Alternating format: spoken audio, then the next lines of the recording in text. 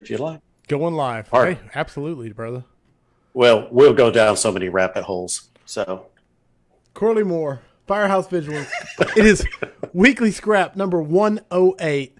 Dane Yaw is my guest today. I'm excited for this one. I'm being very serious. uh, Usually I'm interviewing a stranger that I met online or someone said he's awesome or whatever, but today I get to interview someone that I consider a very close friend. So it's awesome for me. He's been serving in the fire service for over 22 years. He's been a training officer.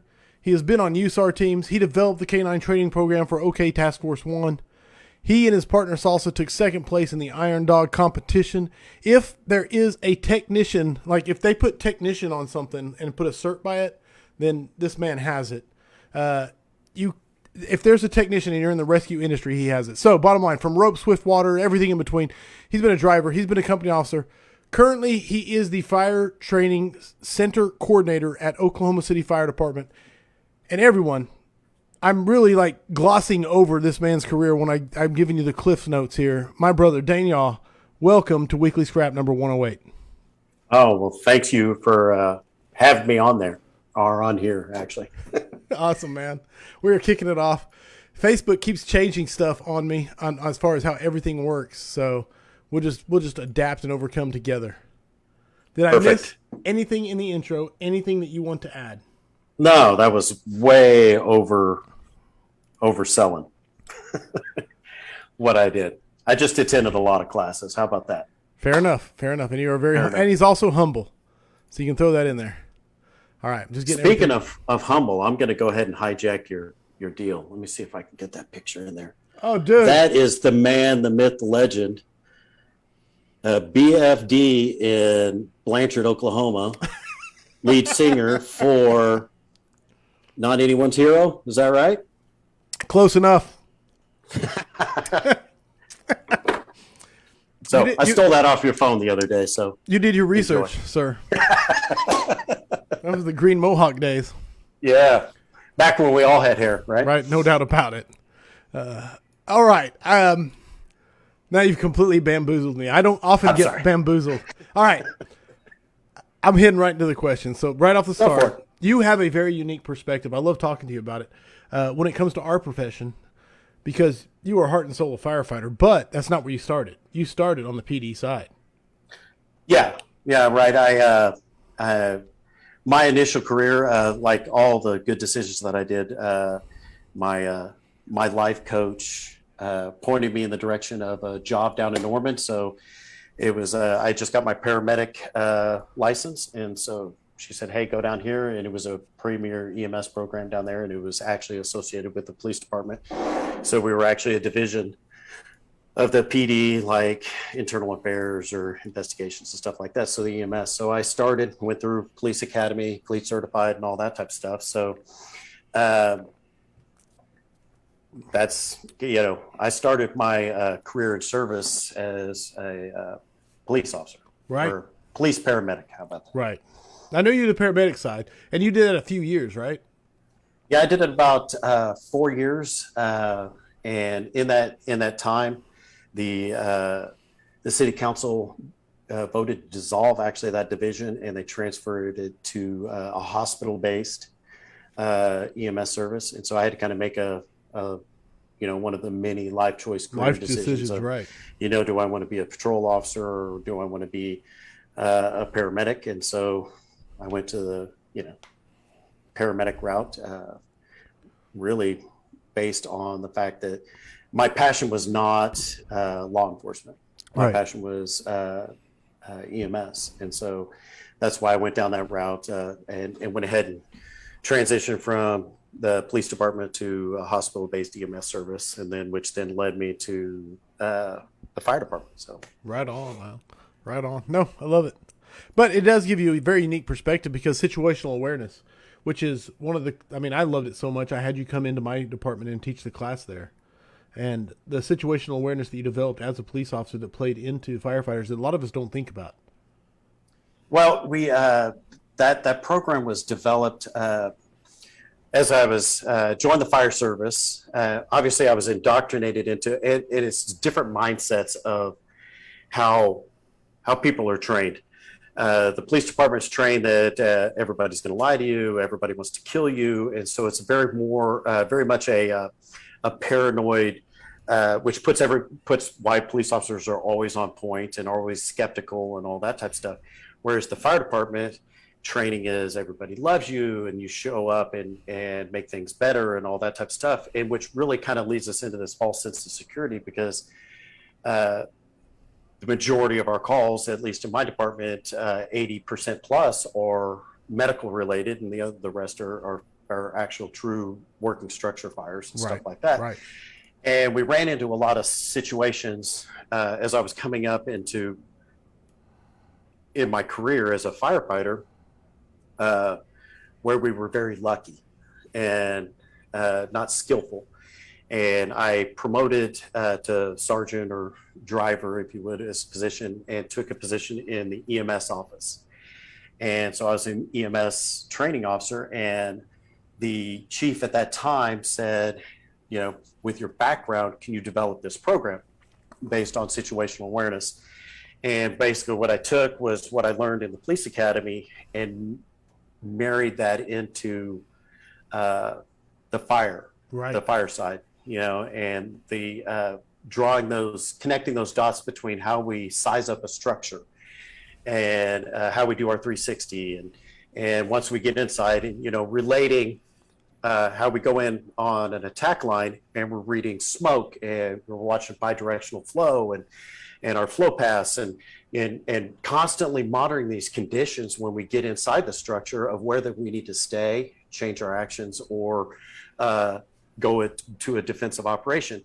And then just plug that into what a patrol officer does when they come onto a scene and they size up a structure and they look at all the sides and they have a general outline where people are and all that type of stuff, and they go inside the structure, and then how you approach that structure and what you look for when you're inside, and how to read the people and do the body language and basically read smoke of people in the situation and determine, is it getting better or is it getting worse?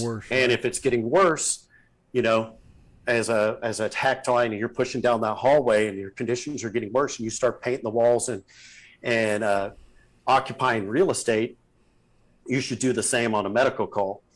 But it's different. And so I show them how to, people mirror your body language and mirror your actions, and how you can position your equipment and all the multitude of different facets of how to read that situation, and then how to adapt your tactics to make the situation safer for you. Right. And then when you pull the hook, when you're banked down and on your knees and things aren't getting better, you don't have that second line to come in to make stuff better. All right, we're going to punch out. And when is that time to punch out on a medical call? Right. So, no, absolutely. And one of the things I love, man, we came down for Eudicium. It was before it was called Eudicium. It was like the training night. But the first time I came down, you took one of my crews from Moore and you took them through a medical call at the dollhouse, and you walked them through it. But halfway through, you're like, hey, do you guys have a call you can send to dispatch and say, look, we need PD here now. But everybody on scene doesn't know. Basically, like code 99 or insert whatever. Do you have one? And I was like, I've never heard of this. Explain it. So go ahead, dude. I love that concept. So one of my, gold stickers that I can put on my smiley face board of a job well done is, that was a narrative I wanted to push, is when we started doing the program, and we've been doing the program since 06, 07 is when I first initially developed the program, was have code words with your guys. And at the time we would hit the emergency button and dispatch would go, what's the nature of your emergency? And that usually made situations much worse, because now you're shooting a flare and they're like, hey, why are you calling the police and all that type of stuff. And so our department instituted a 1090. So we took a 10 code from the police department, our Oklahoma City Police Department, which is officer needs assistance. And so our SOPs literally say in a casual voice, dispatch, we're on scene, we're 1090, everything's good. Show us on scene or whatever along those lines.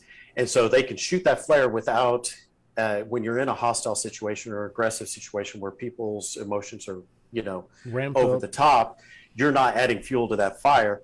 And also you can call for help and request a lot of stuff. Back when, in 05, 06, 07, it was, you would send somebody out for, hey, go grab a Halligan or whatever, Right. Go grab the medical bag X. Yeah, the blinker fluid. Make sure you turn off the blinker fluid switch. Right. And that was code for everybody to turn the radios off so that guy could go outside on dispatch and go, dear God, send help. Right. And so we've made a lot of inroads with that. And so that was, I felt was a huge safety factor of when they implemented that in. And we've actually used it several times because our previous deal was, hey, if I call for PD, their immediate reaction was, what's the nature of the call? Right. Why do you need them here? Why do you need them? Because the guy I'm standing in front of you is highly agitated, right? Highly agitated and doesn't want to know the cops are coming. Yeah, exactly. Right. No, 100%, man. I love it. And that's the basis of that. The situational awareness class is to show all these indicators, just like the NIOSH 5, right? We all know the NIOSH 5 and the big deal. And on a medical call, we're so naive as a department in our responses to that because we have that everybody loves a fireman mentality, that I show how your dispatch information should be an indicator, your scene size up should be an indicator, your assessment of the conditions on the scene should be an indicator. You should not be surprised that either you're potentially going into, or you should know prior to that, hey, I need to back off. And just like a structure fire, if flames are blowing out, it's very, flames are blowing out all the windows on all your divisions. It's very easy, clear cut. We're going to go defensive. We're going to hit it hard from the yard or whatever, right? But we're not, and some of our calls are like that, like, shooting or stabbing or something like that. We know it going in. We automatically stage. We go defensive, if you would, for lack of a more technical term. And but the ambiguous ones of an assault or a domestic or just a medical call, and we go into the third party nightmares that we get when we go on third party calls, and why that's such a huge danger, and that flag that so try to teach those officers and those firefighters that you should, if you're paying attention and sizing up your call like you do on fires, which we're excellent at sizing up calls on fires and just horrible on medical calls, is you look down and you have a bucket full of flags, you should not be surprised that you got yourself into a situation like this. And so we just kind of give that information out there that, hey, that's an indicator. And it's not everything is, just because I have a handful of flags, stranger danger flags, doesn't mean I'm not going to go in and I'm not going to make patient contact, but I'm going to take a different tact. Right. And have everybody's going to be more on point that, hey, just like your bread and butter fires that you have, if you're having that, your volume, velocity, and density, it's just chugging, all right, this is going to be a bad deal. We're still going to make a hard push on an interior attack, but everybody's on point that things could go sideways on you. So that's a long story long on. Beautiful, dude. I don't think I could have asked for a better version. So I'm gonna catch you up. Guy Hall said, "Evening, brother." Gigi Galasso says, "Your knowledge and experience is greatly needed among us." Okie takeover. Jesse Kate said, "Okie takeover." There we are. It's time. Great way to spend a Friday night with the scrap. Yes. Amanda Moore, a huge fan of the scrap, by the way, said, "Tina Mathis, did you see that pic from the Pirates Den?" So yeah, absolutely. All Hell Reps is stoked. We got people watching. Yes, love it. Complacency kills from Zach Pace. And Dustin Champlain said, "Hey, Oklahoma brothers, sorry I'm late." That one deserves a heart. All right, we're rocking and rolling. Pulling up the notes. That was question one. Situational awareness, how important it is for us. I like your take on it so much, man. Thank you for sharing it. What started your love for special operations? God, I throw like big fat. Yeah. That's the extra question. Well, it's kind of ironic that I had some dear friends that came into town. We're kind of celebrating their birthday and get caught up. I haven't seen them since like July. And they've been to Oklahoma dozens of times, and they had brought up that they had never been to the bombing memorial. Okay. And so we went to the bombing memorial, which is obviously, kind of an emotional Sure. run for firefighters. Absolutely. But kind of a side note on Dane's career, the bombing memorial was a sentinel event for me, not necessarily at the time as far as response to the bombing memorial. I was in Norman running EMS calls. We brought the command post up and did some security perimeter security stuff on the PD side. But as far as hands-on, boots on the ground stuff, I was not involved in the bombing. But we fast forward to when the USAR program, when at the time Major Kelly and Captain Walker approached me about. I know. Dude, that's weird to say. I know. Now it's our fire chief and our deputy chief of operations, and so they approached me and said, "Hey, we're starting the USAR program. You've gone through all the structural collapse confined, but all the courses and stuff, but we're missing this one element, which is that canine program." And so I didn't know anything about dogs. I didn't know anything about dogs as far as searching. I was a technical search specialist in our USAR program, and that's what we were missing. That key element was missing for us to be a Type 1 deployable task force. So I was like, yeah, I'll go down that rabbit hole and see what comes out. So I made phone calls to Virginia Task Force, Metro Dade, Cal 5, Cal 2, Cal 1, and this company kept bouncing back of this is where we get our dogs from and all that type of stuff. And they sent me SOPs and policies and all that. But really, how do we get these trained search dogs online? And they kept coming back to the National Search Dog Foundation, which is out of California. So I called them. They were extremely gracious, but they said, we only deal with FEMA. You're not a federal team, you're a state team. So thanks, but no thanks. Right. We'll provide you any information you need. And by chance, my wife was starting a camp for physically and sexually abused foster children, and their director's enrichment program was in LA. So I was going to be out. I flew out there with her. She was going to go to the conference, and I contacted the people at Search Dog Foundation and said, hey, I know you guys can't provide us dogs, but I want to pick your brain. Right. And so the director met me, and we met halfway in Burbank. They're out of Ojai.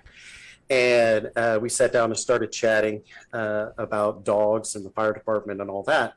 I didn't know the backstory, and so this is going to be that tie back to this the bombing memorial. The founder of the National Search Dog Foundation was a lady named Wilma Melville, and she was she was attached to, I believe it was Cal 5. They had their search dogs, so they deployed to Oklahoma. It was the first time that the USAR system, the FEMA USAR system, was activated. The first time Oklahoma City had ever used ICS in a big chart. There was a lot of first times with that. But what they found out is their dogs were terrible. She was on the FEMA subcommittee for the development of the USAR K9 program, and it was not in its infancy stage. There were several years into the program. But their dogs were trained more on wildland, scent search, and all that, but not rubble and that fortitude of more about tracking like a fugitive, more as opposed to someone buried under rubble. So the FEMA subcommittee with Wilma scrapped their program and rebuilt it. And she said, and she kind of when she left Oklahoma City bombing, she said, I'm going to start this company. And we're going to train search dogs, and we're going to give them to firefighters to search for people, and it's going to be at no cost. And so Herculean task, no doubt. And her job was she wanted, her goal before she retired was going to be, which was funny because she's this little, she was a teacher, an educational teacher, and got into the search dog program by default, being a wildland search dog lady out in California. And so she wanted to train 168 search dogs for the number of people that were killed in the bombing. Hey. So I didn't know that was the backstory with the Search Dog Foundation. I kind of got that when I was in Burbank, meeting with Deborah Tosh, and she was like, I need you to stop asking questions. I need to make a phone call. And so she got on there. She called one of their board of directors, talked to Wilma. So I'm sitting in a Denny's, Right. waiting for her. She's outside talking on the stuff. And they came back and she said, we're in. Wilma started in Oklahoma. We haven't done a state team, but the whole reason the Search Dog Foundation is here is because of the Oklahoma City bombing. And we would be egregious error if we did not provide dogs to Oklahoma City Fire Department. So, and that's how our Search Dog program started. That's amazing. Was with them. So, just kind of a weird time. So back to your original question, holy cow, we're going to go down all kinds of crazy rabbit holes on this one. But, my start in the USAR program or my passion in the search and rescue side of it was the bombing. Right. Right. I got, just by weird stars lining up, got assigned a task, and I was already on the USAR team in a different capacity. And then when we started the USAR program, he was like, hey, we need to find canine handlers. And so I was like, well, I'll throw my hat in the ring. We were interviewed not by the fire department, but actually by the Search Dog Foundation. They came out and met with the family and did all that type of stuff. And so make sure that because it is a huge commitment. No doubt about it. You train every day and do rubble searches, once a week. It's just a massive amount of training with these dogs. So that was my first introduction into that passionate side of searching, which then kind of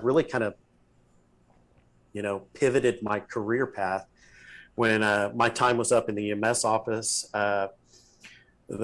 the powers that be in the coroner office was we need a driver, a solid driver at our special operations station.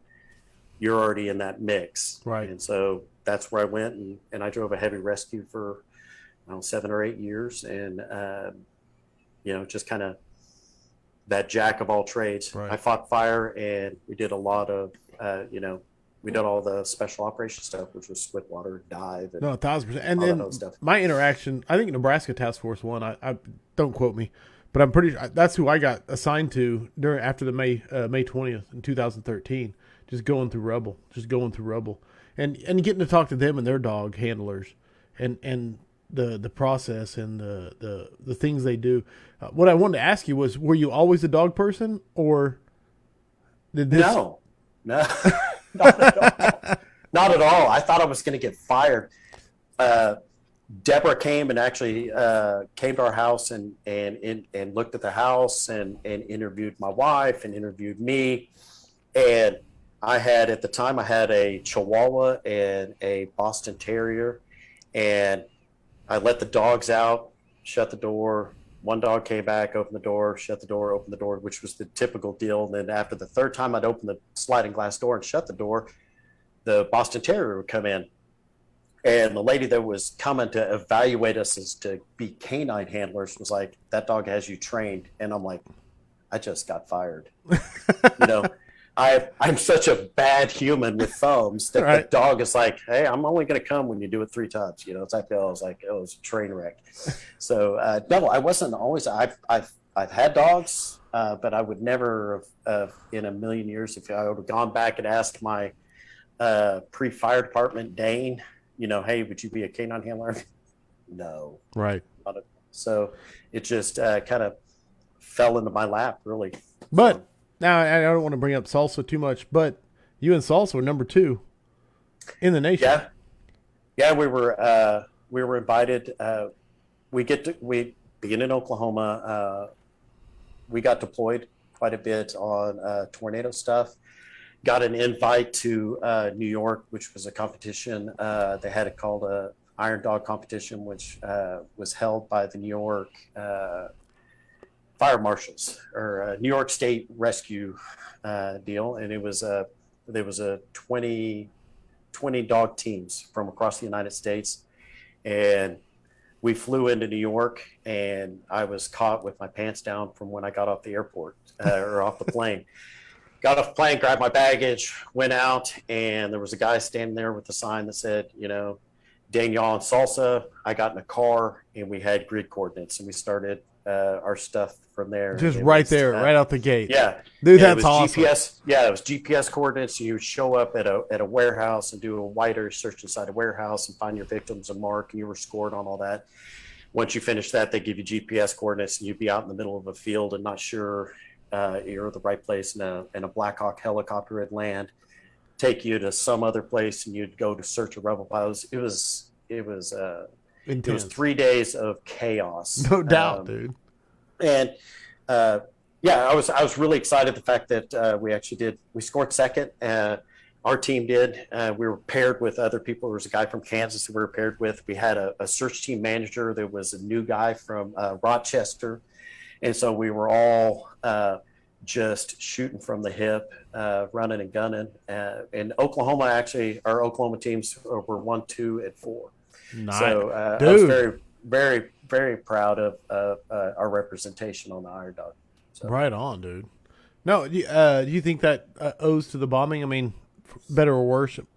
Asking the question. Yeah, it's because it's for us. It was a personal deal, and that mantra of trust your dog, right. And so we overtrained on the fact that if my dog indicated or did not indicate, and that really came into play. No, indicated. I want to bring it up for people that don't know dog handling. Indicated. What do you mean when you say indicated?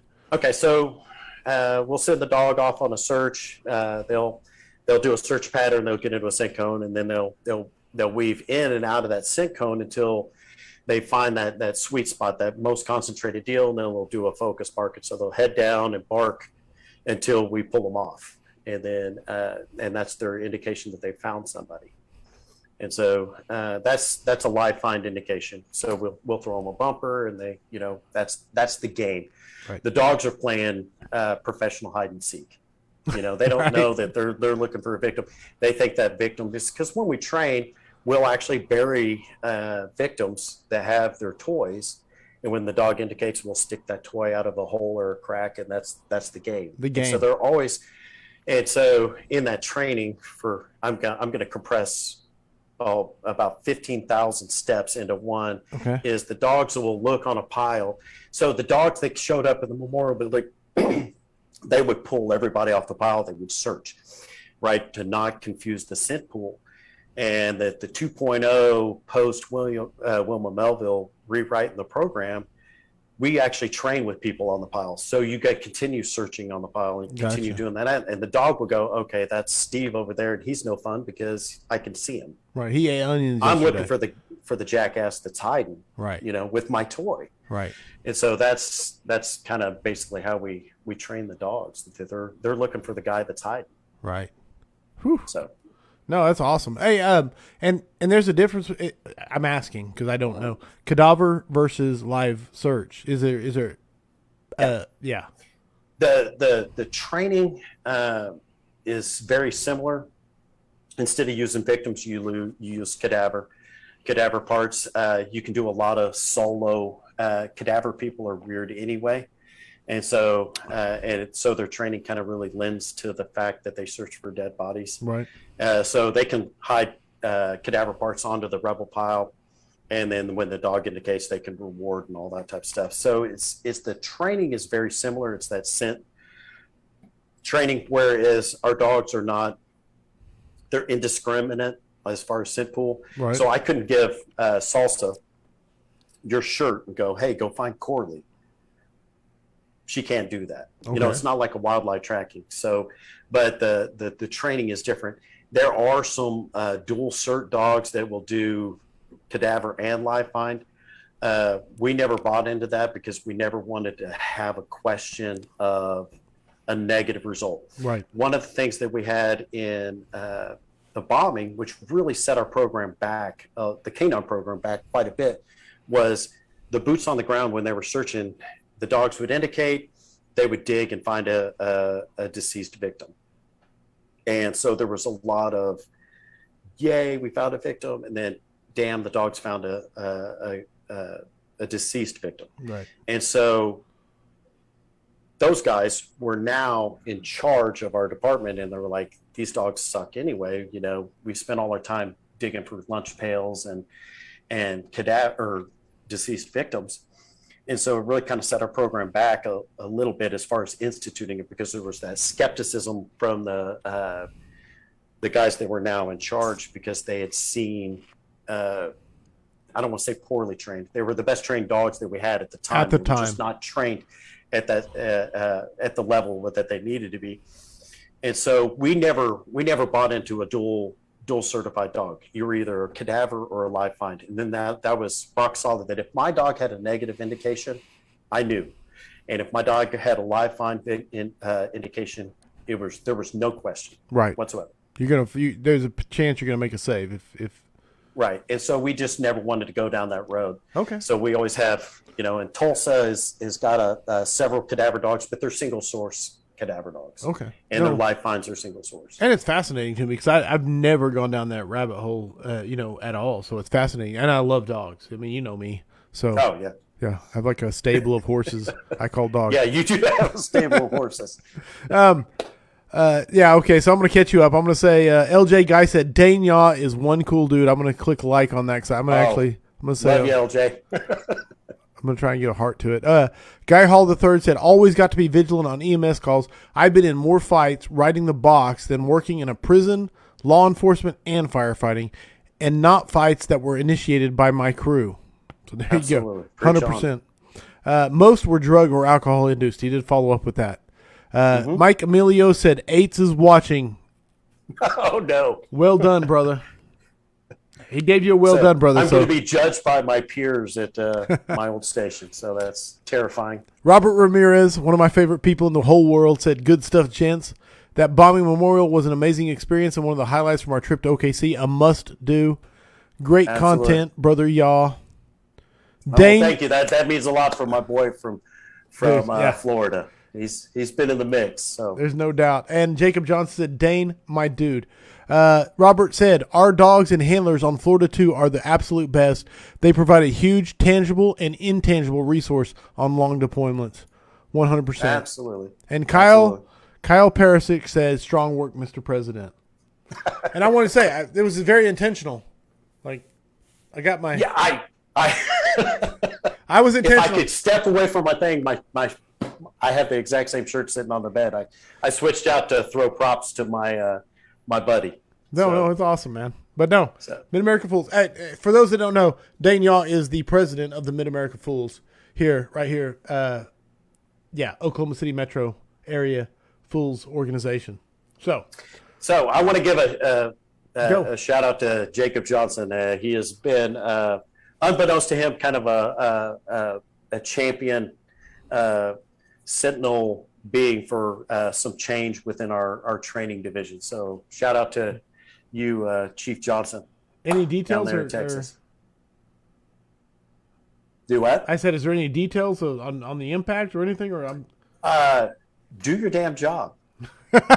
Well, we're revamping our mentor program. Not necessarily word for word what Jacob Johnson's been doing down there in Texas, but how to engage that station officer. Absolutely.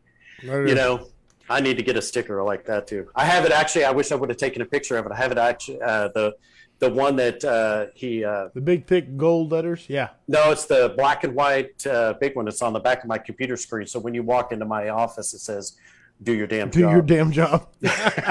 Awesome. So, but our we're revamping our mentor program, pushing it out into the field, and so that's he's been a big inspiration for that. So it's a very cool deal. And not to make it about Jacob, but when he came down and spoke at Honor the Fallen, he talked about the letters that you write. You know what I'm saying? Yeah. And 100%. I said I'm going to do that. You right? And that was back in May. So I just started doing it. So I've written like 4 letters, but I am doing. Have you instituted it? Oh yeah. Well, I've got a checklist of everybody. I'm gonna write one to everybody's spouse or significant other. So we'll go back into props on that. One of my training majors, Paul Davis, bought a book that is our entire training program is based on a book called the Talent Code, and this is the little book of talent, which is like 52 tips. and it's basically a guy that wrote the talent code, put all the high points of it, and he bought it for all the mentors and FTOs that are coming down. And he said, well, I'm going to give it to them. They're showing up Monday, actually this Monday, because we're fixing to start our academy. And I threw a Jacob Johnson jab at him and said, you need to write a note in there and personalize it to each one of the people in there. And he was like, I love that idea. And I said, I wish it was mine, but It's not. And so he's going to personalize all those books for those guys. And if you're watching, you're going to get a book, and it's going to have a nice little note from Paul Davis. So that's badass. Good stuff. Yeah. And that's the basis of the fire department is information sharing. Yes. And taking what works and pushing it out to your guys. I got a letter from our deputy chief of operations. Actually, I didn't get a letter from the deputy chief of operations, much like the scrap. My wife got a letter first from our deputy chief of operations, right. Kind of highlighting why he liked what I was doing. That's awesome. And so, that's the gig, is to find a technique or a way of doing business and spreading the word and letting it take hold. It's crazy. Change that culture, and not just the culture in your department, right? But everybody's department. That's it. Because who would think that a battalion chief from Pearland, I used to say Pearland, but it's Pearland, Texas, could have such an impact. My department, your department, and I don't know where else, but at least at the minimum, those two. And I know it's much more, but you get my point. Yeah, and a mean two-stepper too. He is. He is a very, and he can teach. David Mellon is popping in with a few exclamation points, saying, "What's up?" I like to see it. Oh, my stress inoculation buddy. Yes, no doubt about it. If there was someone committed to it. Okay, pulling up the notes, getting back to it. Got the K9 program. Now, before we get into your current position, I want to get into the chain. Dude, that is one of the most powerful statements I've ever seen, like symbolized in an inanimate object, if that makes sense what I'm saying, dude. It is so strong. So I so wish I had baited up, right? Totally steal it, though. Dude, you can totally steal it. Let me hear the story. Absolutely. Nothing's real. Nothing's new. All right, so the historical chain, I would love, like all great ideas. Hey, here, real quick. I'm going to interrupt you because John. Go ahead. Dude, I can't even. You have to. I need the parentheses with how to pronounce your last name because someday I'll remember. But John said, I stole about 6 ideas from a life safety conference last week.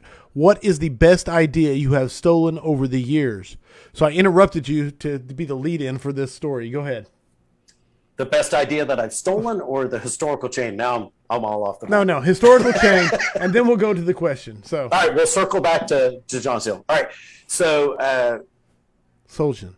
So when I was me and Wiley Gapehart were brought down to as training officers. At the time, Court Smith and Justin Lorenzen were already assigned to the training division.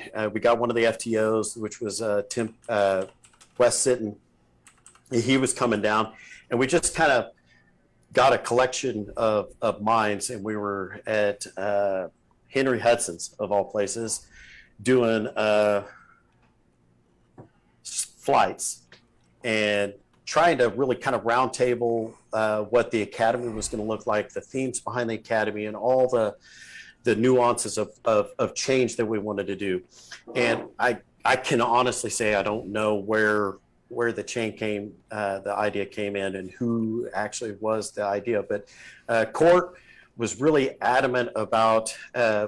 So in the military, when a commanding officer comes into a new base, they move the rocks, change tanks, and all that type of stuff. They basically pee around what is considered their space. Theirs, right? They shake stuff up. Market. And so, right. And so that I kind of took that philosophy when I came down as the training center coordinator, said, hey, we need to shake stuff up. It was kind of and not that the guys were doing bad before, but it was a stagnant program. And we said, all right, this is the building blocks of which they have developed. How can we make it better? And so how can we improve? Right, some pride and ownership. And so, hey, we want a logo that represents our training department. And Court said the anvil because that's what you do. And that was his input on this train wreck of a culture change was you heat up metal and you hammer it into a working tool. And he said that's what that we need to have the anvil as our hallmark. And so we named our drill ground the forge. That's where we heat our raw material up, our recruits, our firefighters, our officers, and then we bang them on that anvil and make them into a working tool. So we created that that anvil as our logo, and then we created the one standard. We're going to teach to one standard. We're not going to be able to teach you all the tricks of the trade. We can guarantee that every firefighter that comes out of our recruit academy will be taught the exact same thing into a one standard. In the process of developing that one standard, we based it off of the talent code, which I had mentioned earlier, right, which talks about chunk training. Right. Where you take little bits and you expand on that. So your initial step, like there's 9 steps to throwing a ladder or whatever. And so that first one is pulling that ladder and shouldering. Right. And you draw back, and that's that first chunk. And it was like, for me, we'll haul back, go back to the canine training. When we train a dog, we do link training. We link each of these elements in until you have that final product. And I was like, well, we do that with the dog training, this links. And so that's where the links came in. And we were talking about, everybody's a link in the chain. And it just, that analogy seemed to fit that, really strong. One link doesn't do any work, but if you link a bunch of links together, they can do a lot of work. And then the idea was spawned that each link is an individual person on the department. Hey, how fun would that be? And I would, hopefully Chief Walker's not, or Chief Kelly's not listening, how much time was spent researching how many people were on the department, but it's probably in the thousands of dollars of, right, of me going back and looking at pictures. And whatever it was, it was worth it. So right, and so long story long, we have our in our classroom, our main classroom where we teach, the pit is what you call it. We had that logo painted, and then we have a link for every firefighter that's been hired since 1889, and it goes all the way to the present. And each of them are broken into academies of when they started. And then we have on that historical chain, we have the original 16 firefighters that were volunteers in 1889 and became paid 50 cents a day to be a paid awesome, firefighter. I'm on my phone right now. I'm trying to pull it up so I can show people who are watching. I think I can. Because I posted it after I taught there the other day. And yeah, right here. And then the next, so all of them are just raw chain. And what's... So you see those chains, yeah. Is it focusing? Yeah, it's pretty good. Yeah. So there's the chain. So you see the logo, and then it circles around, and then it goes up and down. I'll show you that. Like there's the original, like the...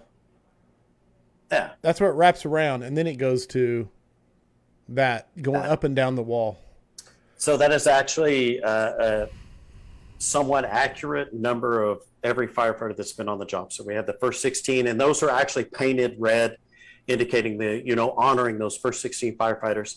And then the next designation is the first 12 African-American firefighters that we had back in the 50s. And then it goes down, and then the only ones, all the links are broken into our academy years. Right. The only ones that are identified solely are hallmark benchmarks. And so there's a red chain, which was the first female firefighter. And then there's another red chain that is the first African-American female firefighter. And then the only ones that are identified by their name, or it's actually their initials, are fallen. And so we have all our fallen firefighters that have died in the line of duty are painted white and have a tag on their individual link that's with their initials. Dude, that's so powerful, man. And we tell our recruits that there's some broken links. There's some broken links that are scattered around the bottom of that anvil too, man. So you got to touch on that. So when the recruits their first day when they start academy, we have a recruit from the previous class, the all-around recruit, come in and talk to them. and it kind of give them the, hey, this is, I'm freshly out of academy and I've got my year on or whatever. And this is, my lessons learned and my road to Right. the fire department. And he gives them an individual link. And he tells them that that link looks like all the other links that are on this wall.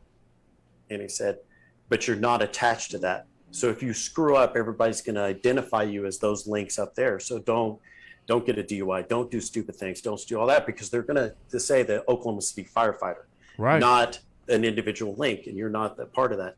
But once you graduate rookie school and academy, we will put your links in there. And with that comes a lot of responsibility, because you're going to be pulling the line. You are going to be the first section of chain, of working chain, but you're going to be pulling all that honor and history and sacrifice that has come before you. And that's a heavy load to pull, but you're attached to all the other links and they're going to be pulling with you. So, Godspeed. But when somebody washes out, we'll take their link and clip it and throw it down at the front of the podium. And so there's in front of the anvil is a sea of broken links. Those are the weakest links. They weren't strong enough to be able to toe the line. So that's a strong message, brother. And so, how important is that messaging and that tradition and that legacy and building that to you? I think it's our cornerstone of what a firefighter should be. You need to set that at their beginning stages of their career, that honor and tradition and pride and ownership. And you can't have pride and ownership unless you know where you come from and the organization that you're a part of. So we do a lot of history in our recruit academy to develop that pride and ownership, along with a myriad of other things. But I think that's paramount. To be into the job and love your job is to love the department you work for. And with that becomes that history from where that fire department came from. Yes. Now, I'm going to try and say it. Eudicium? Eudicium. Yes, which is much better. You used to call it Veni Vidi Vici or whatever. I just used to make fun of it and say Veni Vidi Vici. So Eudicium, which is used to formerly known as the extended training day, yes, man, is Latin for the trial. And that is a 24-hour period where we bring the recruits in. And that's really kind of that transition from that 8 to 5, Monday through Friday academy style. We bring them in for 24 hours. We bring, which is awesome. We got guys from the field that come down and volunteer their time to be company officers and drivers and fire setters and set up Signal 82s. And so they run a gamut. So they'll have a commercial fire, a structure fire, a car fire. And you start them out in the morning. 82. They got to cook breakfast, and yeah, they're at the training center cleaning, and then they're going out and flowing hydrants and then all of a sudden a tonal drop, and they'll be going on a car wreck or they'll be going on a fire alarm. Right. We break the entire academy up into companies, just like at the fire station. We have dispatch that sets up in the command post. They carry the radios just like they are out in the field, and they never know when the call is going to drop. And of course, the peek behind the screen is we pick an opportune moments for the calls to drop. Right in the middle of breakfast, or when you're in the shower, somebody goes to the restroom, we pop a call on them, just to art mimics life, type of deal. Right. And that was that concept we actually, which is fantastic about the fire service, is we stole that from Tulsa.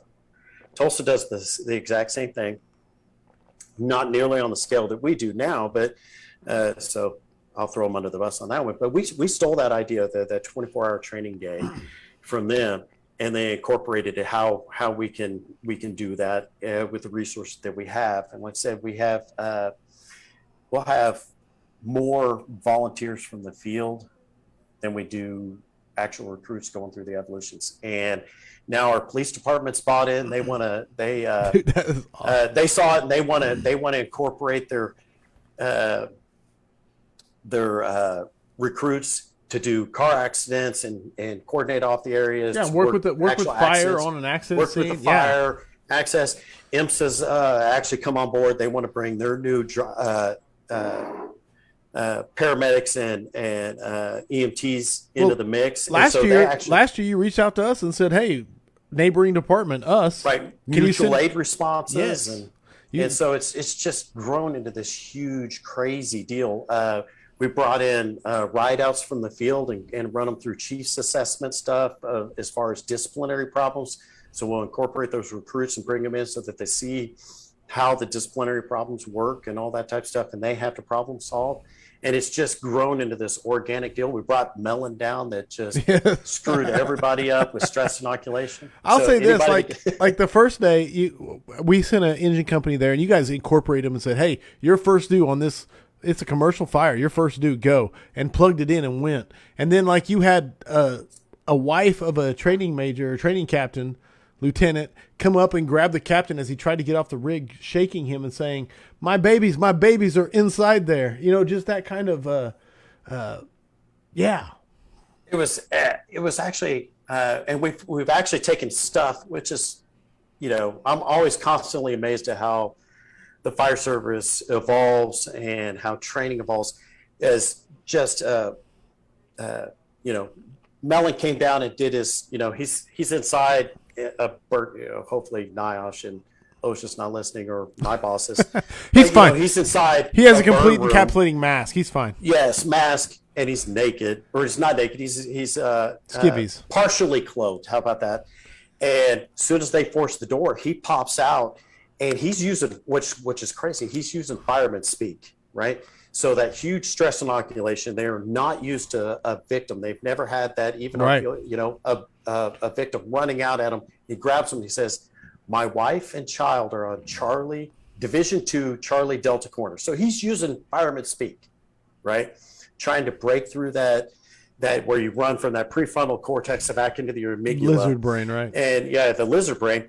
And what did that new officer, who was actually a firefighter out in the field, that was put himself in harm's way to come out here and help train the recruits, and he is now being trained. Right. He's the incident commander, first rig on scene. He has a victim come out, and so he's like, "Search. We have no victims inside the house," and he sends them on search, which was fantastic. But what would have been stellar is if he'd have said, "Start on Division 2, Charlie Delta Corner, the last known place of the victim." So, but it was this is like a great teachable training, moment. It was a great teaching moment. And so after this chaos of this fire and victims and babies being thrown out the window, all that type of stuff, was that after action review going, "Okay, what did we learn? I get this. What did you miss?" And he was like, "Well, and he said, "I told you, the victims were on the Charlie Delta Corner." So then now that burns that myelin sheath pathway of, okay, the next time that guy goes on scene, he's going to really dial into what that victim is saying. I mean, and then adjust his strategy or tactic based on that information. As close as you can get to actual recognition, prime decision making based off actual experience. Yeah, and that's one of the things that I was most excited about when I came down to the training division, is to be able to take all that nerdy science and incorporate it into our training. And so I think our guys, or our recruits, are coming out with a much better understanding of thermodynamics and flow paths and all that type of stuff, because we've pushed the envelope on to what, instead of that linear, we're going to learn about ladders, the next week we're going to learn about hoses. Right. And now it's this shotgun approach, which was this framework that J-Lo and Court had put in, and then we just expanded on it. And that's kind of the should be the pinnacle of how fire departments should do things, is take what's there, make it better. Make your, when I leave the training division, or I retire the fire department, I should have made it better. Right. And yes. that should be our mantra of paying it forward. Is there shouldn't be that tribal knowledge of, hey, I'm the guy that knows how to start fire in the tribe, and then I get eaten by a lion and everybody freezes to death and doesn't know how to cook their food. if we don't train and make things better and expand what my knowledge has, if I don't give it to you and give it to this other department, when I'm gone, I'm gone. It's that legacy, which goes back to that chain. Those guys taught us how to do the way, and the ones that didn't, that knowledge was lost. So that should be our calling card, is to never let that knowledge go away. We should always make the department better than what way we found it. Sorry, I try to write down sound bites when I catch them. Oh, So I was writing it that down. was a sound bite. No, it was a sound bite. It was a very good sound bite. Yeah, all your sound bites are checked. Mike, one, Mike, two, Mike, one, one, two. two. Yeah. Raymond A. Gonzalez said, badass. Phenomenal way to keep the history going. I can only imagine how proud those trainees would be when their link is placed, man. And I think that's a big part of it. I mean, it has to be, doesn't it? Oh, yeah. So at the end of EUDCM, we would take, and usually it was a personal deal of the training staff and the volunteers that came down. We would line all the recruits up. We'd bring that 180 pounder 9-stone anvil, and they would hammer their link into the historical chain. And now the command staff will get up at 4:00 in the morning on a Sunday, come down here. They take their link from them and give them a challenge coin. So our fire chief, the head ding dong, gets up at 4 in the morning on a Saturday or a Sunday, and he actually made special coins that had the value vision or value statement on the back and the anvil on the front, and 37 stars on there representing every fire station. There was a lot to it. It's intentional. UDCM, which was started by two guys, from Tulsa, two guys in our training division stole that idea and incorporated and bastardized it into this amazing program. And then our command staff has bought into that program and made challenge coins and wants to be involved in that. And so it's just that infectious cultural change. Yes. And so they give them the challenge coin. And that is the first time that our fire chief says, "Welcome to the Oklahoma City Fire Department." And what's cool about it is the recruits are like, that was cooler than actually graduating from academy. That's powerful. That was our graduation. Mm-hmm. That's what they look like. Their graduation is after that extended training day. So it's just kind of a cool. No, and not to put you on the spot, but when you started it, when it was started, like you said, it was two guys who stole it from Tulsa and all that. And I'm not taking, but there was not like everybody just jumped on board and was like, "Hey, we're all doing this." At first, it was just two guys making it happen, right? Two guys that were making it happen, and then and they really didn't have a lot of support from the training staff. They were FTOs, or one was an FTO and one was the training staff. But the cadre of the training cadre really didn't even show up. They came for a little bit and then left, right, and all that type of stuff. So there were two guys and a handful of guys that are all in, right, out in the departments. And you guys know who, your Jesse Williams and your Tim Sullivans and Wes Sittons, the who's who guys that I love dearly and show up day in and day out, that are just bought into. You try to take a picture with them, they're like, "Get away from me! I'm here to get away." Yeah, go away. I don't want to be on. And I will praise them in public because those guys are awesome. But they had a handful of guys that they sold a bill of goods, and they were like, "Yeah, we'll make it work," and they did. And it's just that first initial spark and a little bit of fuel is ignited into this giant beast. And I wanted to bring that up because, there's a lot of people out there that want to make a difference in their departments, that want to make a change. But when they try to do something, it's just two guys, holding a can of gasoline and a lighter and like, "Can we do this?" Yeah, you absolutely can, man. Do it. Because it has gone from two guys pushing it at OKC and then to the chief handing a challenge coin and it being more important than the actual graduation. And I'm not trying to take away anything from anything, but that's pretty true. No, and that's just, I get a lot of questions from guys of down that path of, how do we, my volunteer department or my paid department doesn't matter. Right. And in all reality, we're all volunteer firefighters. I just happen to get paid. Nobody conscripted me into being a fireman, so I can leave at any time. I'm a volunteer. I just make a good wage at it. I'll get off that soapbox. But I get people that send me emails or phone calls on how do I develop that tradition? All right. Right. The recruits that I have had that have seen that historical chain or have gone through EUDCM, they think that that is what we've done all the time. And what makes a tradition is somebody taking that first step and creating that space, and then somebody continuing it on the next time and the next time and the next time, and then it becomes a tradition. But you have to take that first step. You have to make that move.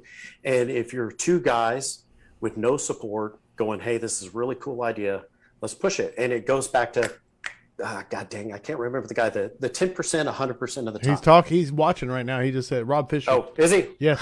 So, I will totally quote you. That's how you do Yes. it. You do that push, and and it is relentless. That relentless 100% of the time, and not accept failure, is to push that 10% of the time.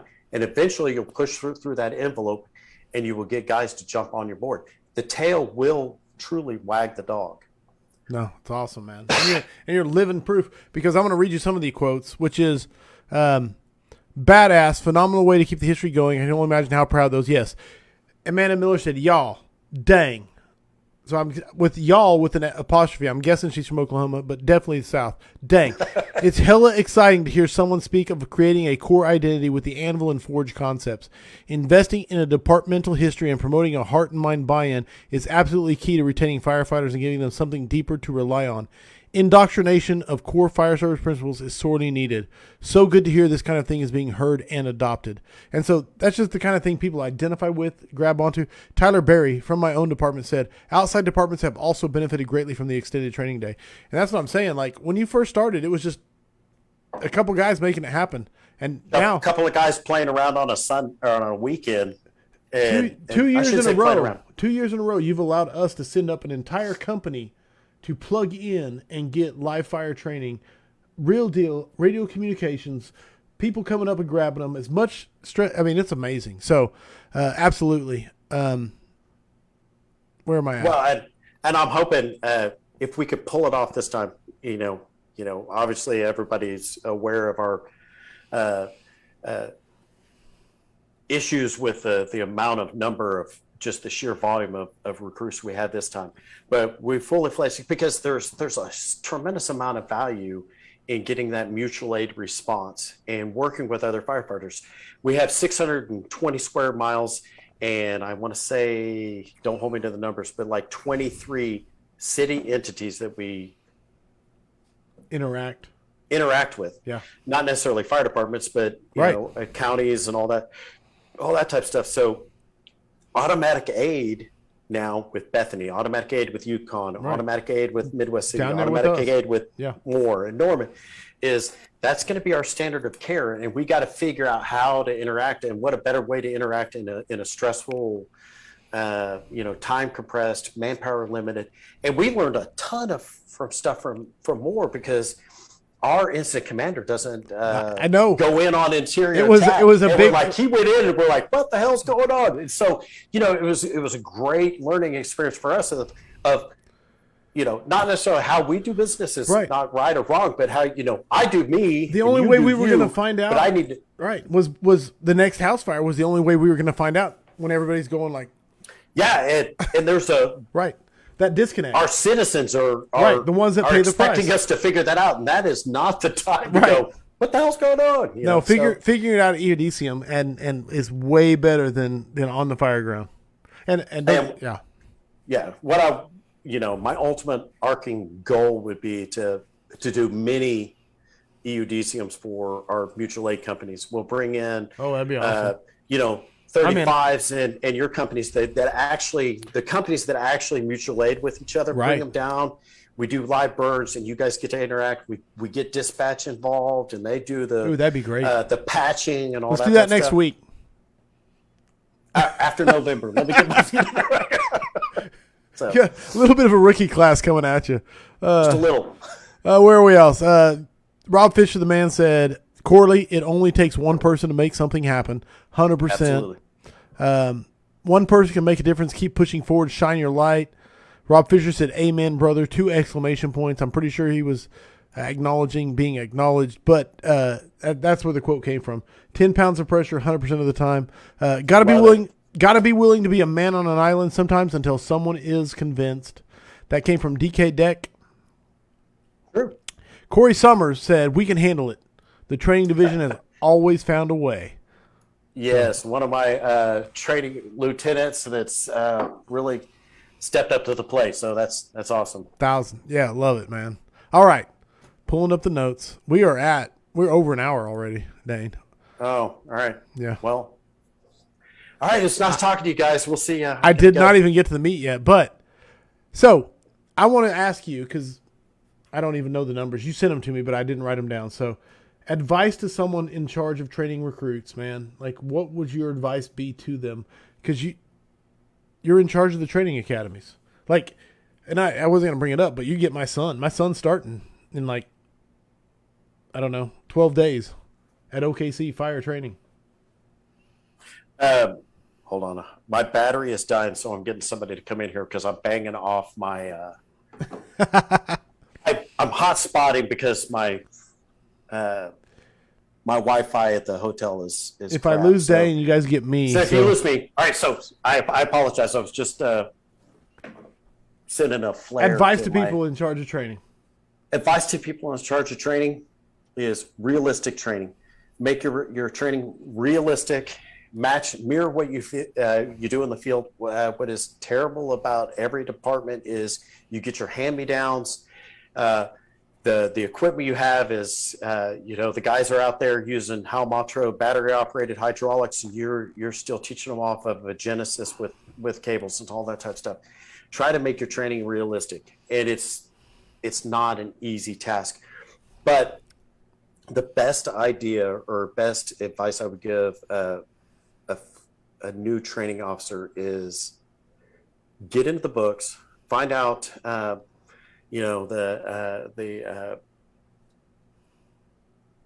Klein's recognition prime decision making. Figure out how people learn. Base your training academy on the science of how people truly learn, that's a big monumental deal. But on the side note, if make your training objective. Figure out what your objectives are. All right, so if I want these guys to learn how to throw a ladder properly and not clear obstructions and do all that, and then work your training backwards from that. Find out what your objective is. Don't just train, I'm just going to pull hand lines. No, I want to teach them water mapping or whatever. Find out what you're truly trying to teach your guys, what you want them to learn, and then tailor that training to that. Work your way backwards from that final goal of end product.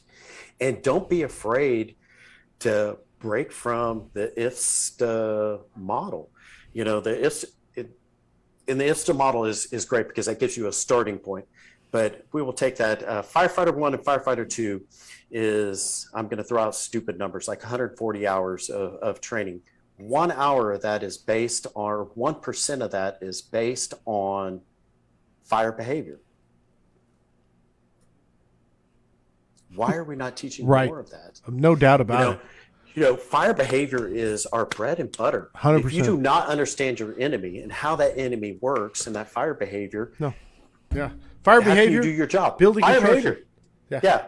No, those two fire things. behavior, building. Those are two. How is my structure going to respond to the fire behavior that I have, and how do I not, if I don't know how to read smoke and what that fire is going to do, where it's going to go, where my flow paths are, what is going to happen when I open that window or open that door and change those flow paths and all those things. If you look at the IFSTA model, it's not in there. It's 1% of all your training. No. So, and it should base your training fire behavior and building construction. I will say it right now. Those two should be like 80% of your rookie academy. I mean, I agree. I totally agree. So don't be afraid to go outside the model. You still have to teach to a standard, right? And you still have to reach those benchmarks. You still have to get your certification, but that does not stop there. Right. That is your starting point. Right on. And you as a training officer need to figure out what your department needs and what your response is. It's very unique and a problem for us is that we cover 620 square miles, and so we have to cover wildland firefighting. We got to have cover rural firefighting, which involves tanker shuttles and brush Right, hoppers and right. all that type of Yeah, stuff. absolutely. And, drafting.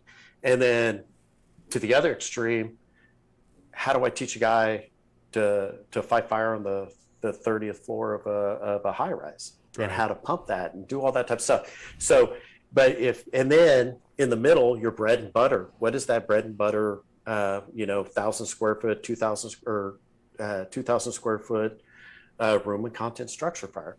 So if you have those objectives that, hey, I want to teach my guys how to pull appropriate hand line for the a 1, 2, 3 room and content structure fire, that all right, I know I can pull an 1 3/4, maybe smooth bore, fog nozzle. We won't get into that deal, but that if I have 2 room and content structure fire, the 1 3/4 is good. But if I have 3, maybe I need to pull a 2.5 or drop in with 2 hand lines. Right. If we start to, so that's my benchmark. All right, okay, I want them to know the difference between what hose packages I need to bring, and then I work backwards. On my training. Yeah.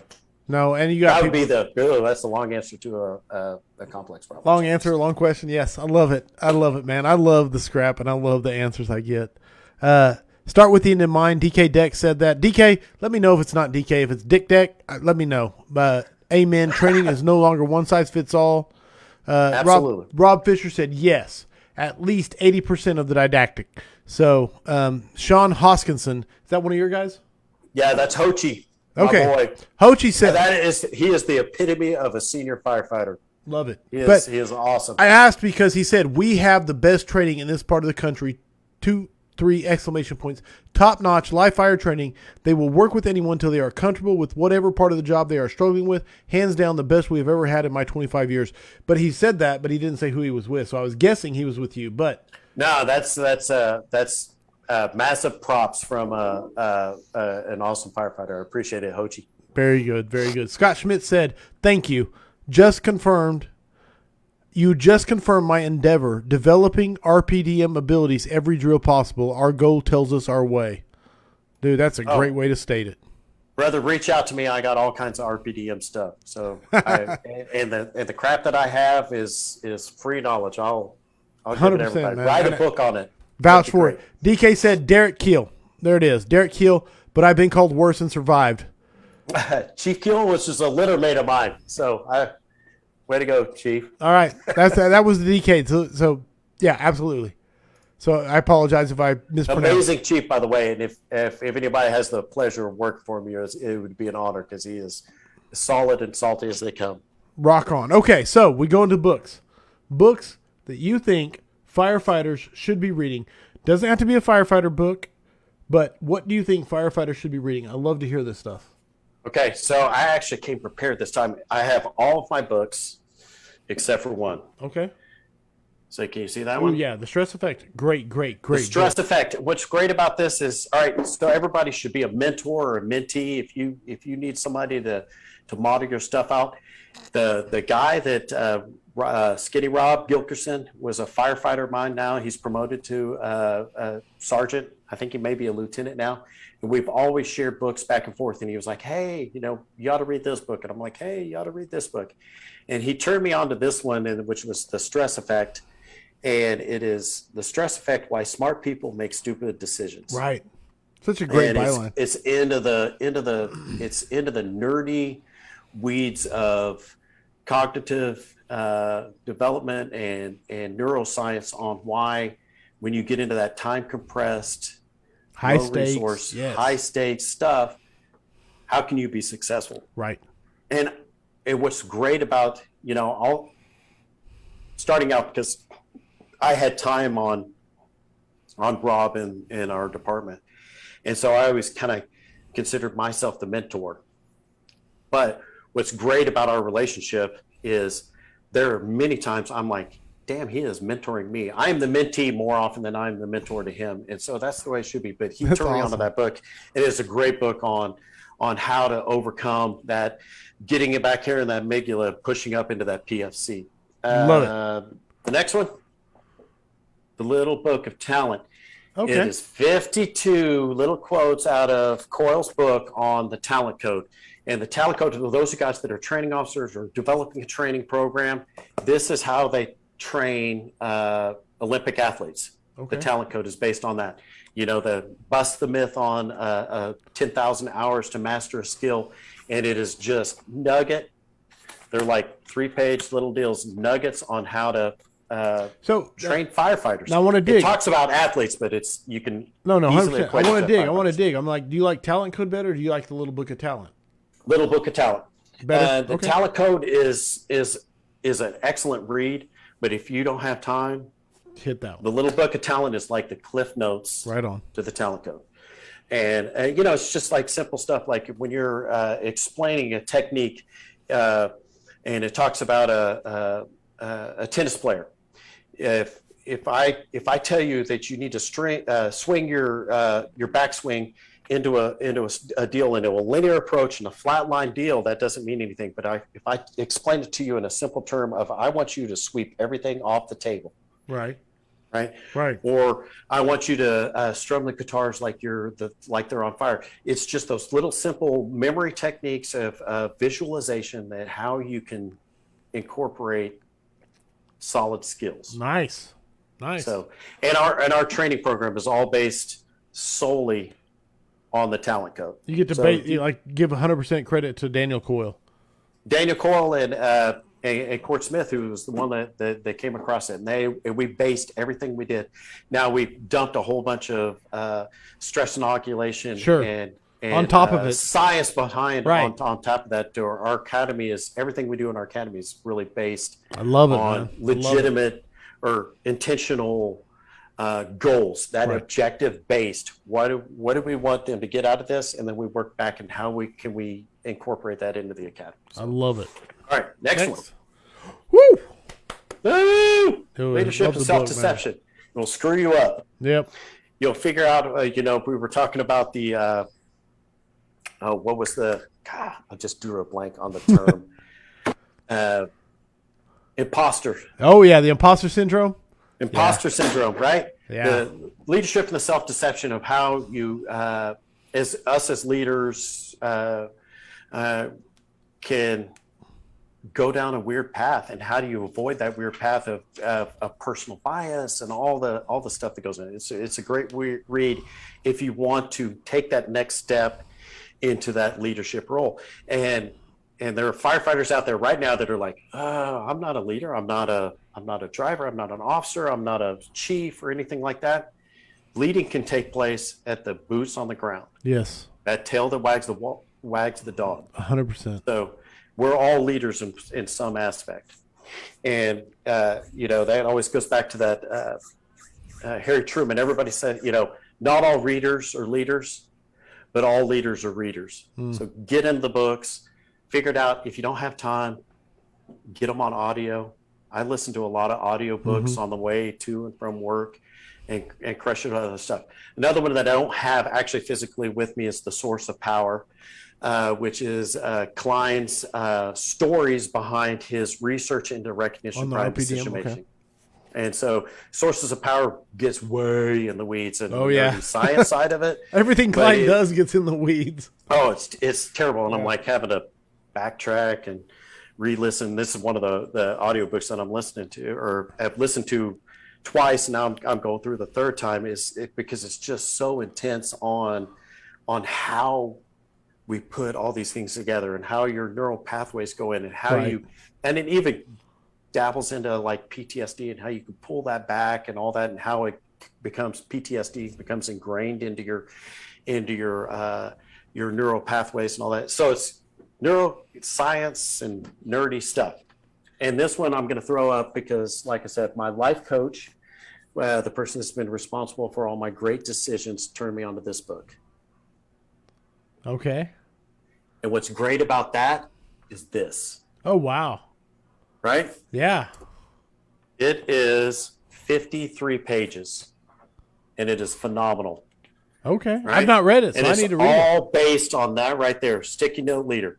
So if you go through executive fire officer or brave fire leader and all that type of stuff, they're all going to circle back to this stupid Post-it note right here. lift up your guys, provide the fuel to push them forward and ignite them, filter all the crap that comes through Nice. so they only get the good stuff, and show them a direction and remove those barriers. Dude. Boom. You are an effective leader, right? Great book.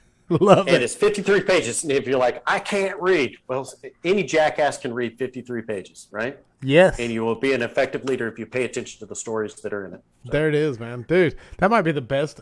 What books people should read. those are my 5 books. It's not nearly as good as Who Was the Cat That Just Said the Bible? And I'm like, damn, that's a good. Yeah, that's a really good answer. That's a really good It's answer. like a real good one. Treat others like you want to treat yourself, and all the story. Yeah, like, Golden Rule and the Bible. Yeah, there you go. yeah. I win. All right, there's a thing on the weekly scrap. It is eventually going to change. I'm going to update the questions at some point. I'm not sure how to do it exactly yet, but it has not happened yet. So we're still stuck with the 5 questions for firefighters. They're completely your opinion. Perfect. And the points are arbitrary and assigned by me, although everybody gets max points apparently, but I'm trying to really not do that. So, not the point. Dane Yaw, are you ready for the 5 questions for firefighters? Let's get it on. So that's my, we talked about it before the scrap actually started. Kinso, I just drew a blank on it. I can't help you. Sisha Kinyu. The Japanese art of focus. Okay. We're going this way. Let's bring it. All right. Dane Yaw, number 1. What is the number 1 issue facing the modern fire service? The number 1 issue. All right. Social media. Social media, I think, has burned more firefighters than anywhere. Has created a black eye. We're solution driven people. So when somebody posts something, we want to solve that problem and argue our argument. And a lot of times, it doesn't matter what you say, that people are going to believe what they believe. You want to defend honor. We've had firefighters that our mayor has actually posted stuff on his Facebook page, and people, trolls will throw stuff on there. And one of our firefighters defends his honor and uses some colorful language and all that type of stuff. And so it's just, social media is such a weird beast. Yes. And so it creates a lot of weird space for us to fall into traps, and then the legal ramifications that you could run into of not only what you posted now, but what you posted 20 years ago. 20 years ago when you were an idiot. And you were back here and not up here. Right. The brakes on my decision-making processes weren't developed, and we're still held accountable for it. And so that is always, I think, is a huge, huge problem, because we want to argue our case, and that's sometimes not the best route to go. And it's so hard. It is so hard when someone says something is just erroneous, and you're like, oh wait, I can completely eviscerate this person right now. Click, click, click, click, click, click, click. You know what I'm saying? And and then you have this troll war that goes back and no forth. one wins. At the end of the day, no one wins. Or you post something, hey, we had this badass fire. We post this video on the thing, Right. and then the trolls jump in and go, "Oh, attack. You weren't wearing your mask, or Right. you had your gloves on the wrong hand." I can't believe your pinky whatever. toe was in the wrong position. Yeah, we're our worst enemy. So I think, that's social media is always just a landmine of problems. No doubt about it. Okay, I love that. Number 2, what is the thing you are most excited about for the future of firefighting? All right, so forget what I just said. Okay. Social media. Social media is amazing in the fact that I can see a podcast, I can pull up a video, I can pull Campo. Used to be that I would read about these guys, Isaacson and Ray McCormack and Campo and Ramagus, all the guys that are Mouche, writing books, doing all the stuff, teaching in all these lectures and these conferences, was always obtainable. Holman doing the FDIC, and you had to go. Yeah. You had to go, or you had to go to FDTN. You had to go to to hear Brush's stuff on nozzle tactics or Right. whatever. We had to actually physically pack up, commit, and go to a location. And now because of social media, I can do a couple of clicks on the book and watch a podcast or watch a video and get all those nuggets. It's readily available. No. There is no more excuses of, well, hey, my department, if they don't pay me to go, it's not worth knowing, right? Is that it's free The and whole it's available. The and fire get it out service there. is shrinking. Absolutely. No, 100%, dude. Dude, you nailed it. So both, yes. Yes. No, and Yes, that bad, good. and that's Bad, why good. the max points 100% on 1 and 2. Best rank or position to be in the fire service. Lieutenant. Okay, you got to explain what that means. I'm going to say that you're more effective as a station officer. You can command your presence. You can push an agenda. You can mold and show the way. Okay. Right. But as far as a driver, you're this guy. So you're talking chauffeur. Chauffeur. Okay, Right. okay. So chauffeur. Right. Engineer. When the station officer's gone, they ride up and all that type of stuff. Okay. If there's a problem, you have a problem, you have a complaint, you need to talk to that guy. Right. And you push it up the hill. You have heavy lifting and hard things to do. I'll get my guys on that. Right. So it's this guy. It's that in between 1 foot here and 1 foot there of the boots in the ground. There's that anchor. So if you look at it as from a tree analogy, your commanding officers, your command staff is the leaves, and they come down and they sprinkle good ideas, and everything comes down. And if you think about the trunk as your station officer, and it comes down through there, and then it feeds down into the roots of the boots on the ground. That's the anchor and the base of which all your work is done, and all the nutrients come up from that. Is that flow between that station officer and the roots is that driver, and so they can push narratives. The upside, the upsetness or the disgruntledness can be staved off by that driver by pushing it up to that station officer, and then flow back the other direction. Right the on. narrative that needs to be pushed through. So I think the driver is a pivotal position that is really lost. And not only that, they're the guy when you're on the end of a hand line that determines whether you get water or not. Water or not. No, it's definitely pivotal. There you go. Definitely pivotal. That's just my opinion, but I like I your loved opinion. it. But I truly, as a captain major, enjoy this position. It's the funnest I've ever had. Right on. Okay. So Best advice you have ever received. from an episode of Magnum PI. Oh yeah. This is 19 the first piece of advice ever given by Tom Selleck on the scrap. Go. Tom Selleck, right? 80. Was it we're gonna Higgins? say, I'm just 84 to 86. There was a quote in there. There was a wise owl that lived in an oak. The more he saw, the less he spoke. Ooh. The less he spoke, the more he heard. Why can't we be like this wise old bird? You gave me that last night. I did not know I did. it came from Magnum PI. I completely stole it. Like all good ideas in the fire department, I stole it from somebody else. But that is the hallmark. Open your ears, close your mouth, pay attention, learn from the people that are above you, learn from the people behind you Love it. or below you. And then every once in a while, throw out your good ideas too. Every once in a while But you can hoot. if you're open and listening to all the information that's coming at you, you'll grow as a person. Was that Higgins or was it Tom Selleck? No, it was actually a serial killer that he was busting, and he threw that out there. I'll have to find the episode and Okay. I'll shoot it to you. No, but, let me know. Let me know. I'll Yeah, put it in that the kind show of notes. turned really dark quick, but hey. No, but great piece of advice. That's what you're known for, is the rabbit holes, right? And you can still quote it. That's the Yeah. crazy part. So it obviously had an impact. Yeah, it rang true when I was, 16 or 17 when I watched the episode. I was like, God, that is amazing. That's so That's true. strong. That if you, What's crazy There you is go. how big of an impact did that, like a Magnum PI episode, have into you being who you are today? You know what I'm my saying? mom was like, that TV, that devil TV will ruin your brain. Your couch potato. And now I'm quoting it, 30 years later. So Heavy fire, searchable space. Would you rather be assigned to the nozzle or first in on VES? it would be, I'm a rescue guy. I've been a rescue guy my whole time, or my whole life, my whole career. Right on. And so, if anything, besides my personal opinion, Recibo, rescue, right? It's the first letter in the recibo. Life safety is stabilization property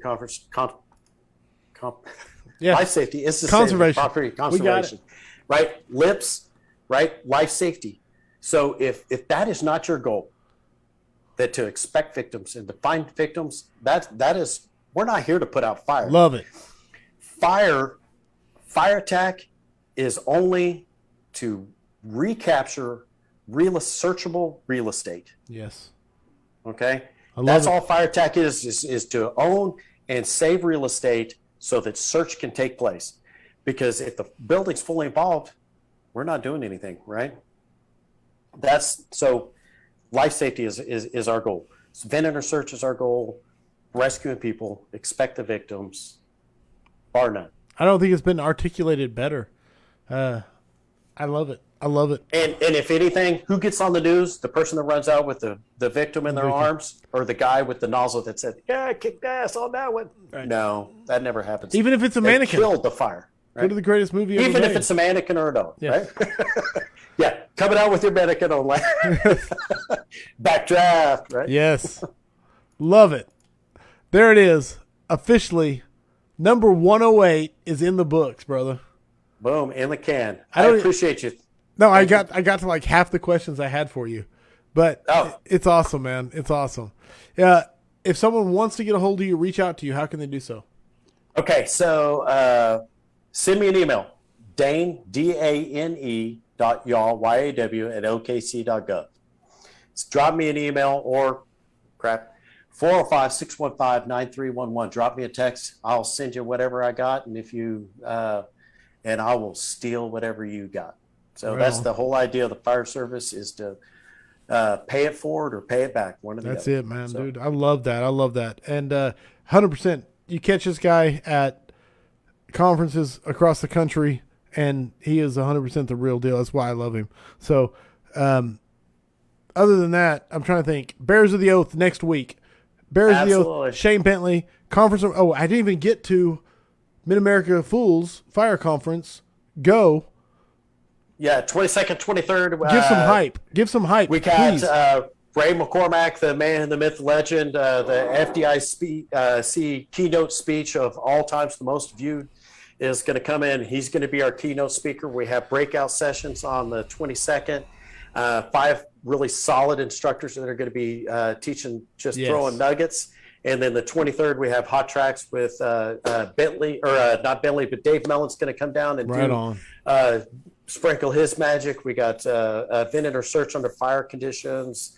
It'll be then we have fire attack, nozzle handling, and it's and then we got all saws in there with Seth Taylor and Josh Piercy are gonna cut all kinds of crazy stuff with saws, and hopefully nobody will cut a leg off.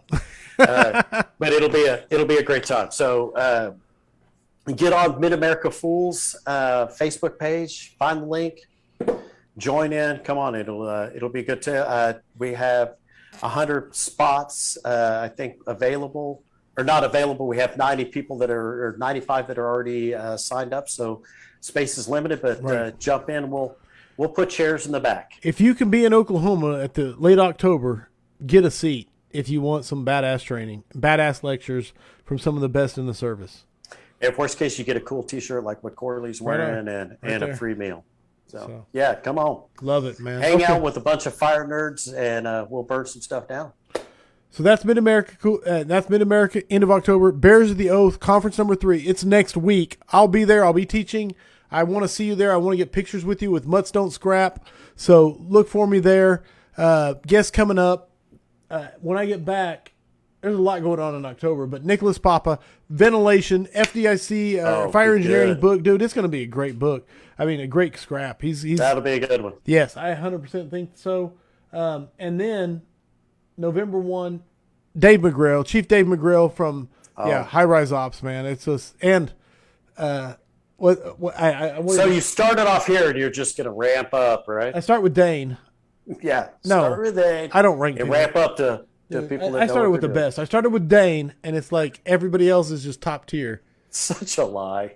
And But no, and then Danny Dwyer after that. So Oh. it is a solid lineup moving forward. I'm super pumped. I wanted to mention this. I wore this intentionally. Next rung, man. If you use Amazon, and I think that means like 99.8% of the population, if you use Amazon, go in there, sign up, Amazon Smile. Every time you make a purchase on Amazon, they will give money to Next Rung, and it doesn't cost you anything. Do And it. they're all about mental health for Hell yes. firefighters. It's a great program. Super cool guy that started that. Yes. So yeah, change your Amazon account to Smiles and throw money in his general direction because it's a great cause. If you're wondering how, go to Firehouse Vigilance or go to Next Rung, and there's a video that explains exactly how to do it. It took me, I mean, literally, I'm slow with technology, and it took me like 10 seconds to make it happen. And Super easy. yes, and you can help, potentially help someone who needs mental support. Yes, bad at words. So, Dane, I had a blast. One other shameless plug. That's it. Oh, you got one? Go. Your wife is holding a conference, and mine are holding a conference. Yes. A marriage retreat in December. Fire Life Together. Look it up on Facebook. Fire Life Together. It's a private group. Join it in, and they're holding a marriage conference in December that is. I will be there. I'll be there. Dane will be there. So if you and that's the hidden gem of or the dirty little secret of the fire department: a happy wife, happy life, happy fire service. So even if you're not struggling, what was great about their first retreat was it was from the first year firefighter family to the 30-year firefighter family, and people in there. We had one of the chief's wives that's like, I've been on he's been on the job for 30 years, and I wish I would have heard this before. Right. Great stuff. You know how to. That's the first weekend of December, right? First weekend of December. Oh, she's gonna kill me because I don't. I'm know pretty the sure. Exact date. Oh yeah, first weekend of December. 7th. Something like that. Yeah. Oh, let me look. I don't want to contradict you. I don't. I'm getting it. She's It's gonna November. beat my eyes shut. Yeah, December. We're 3, gonna have to go to the retreat. Just December to 3 and 4. 3 and 4. 3 and 4. I'll hold them up. Yes. Yes. I got your back. Thank Dane. you. It was a good recovery. 3 and 4 is 7. Yes. There we go. All right. No, absolutely. Everybody, please remember that mutts don't scrap. Thank you for being here. Thanks for your questions. Thanks for the comments. I love it. Dane, thank you for being an unbelievable guest on Weekly Scrap number 108. I appreciate it. Thanks for having me on there. It was a blast. I hope the tone stays silent unless it's burning. Everybody stay safe out there. Thank you.